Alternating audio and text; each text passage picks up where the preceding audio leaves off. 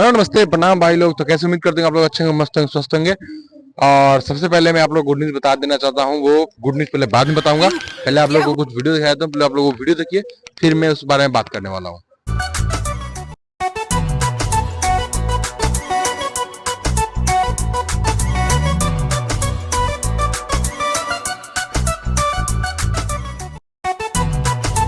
जैसे कि आप लोगों ने मेरे स्क्रीन पे देखा होगा, चाहे अभी नहीं भी दिखाया होगा, तो यहाँ बगल में चल रहा होगा स्क्रीन, आप लोग वीडियो खुद देख सकते हैं। पावर स्टार पवन सिंह का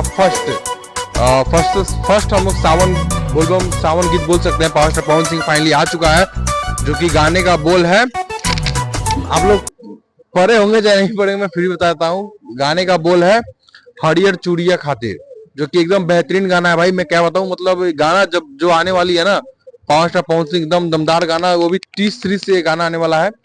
जो भाई लोग को अभी इन्फॉर्मेशन पता नहीं होगा, वो बहुत लोग वीडियो बनाना स्टार्ट करेंगे, पर सबसे पहले मेरे ही चैनल पर देखने को मिला ये न्यूज। तो फटाफट आप लोग मेरे चैनल सब्सक्राइब कर लीजिए, लाइक कमेंट शेयर जरूर कर दीजिएगा।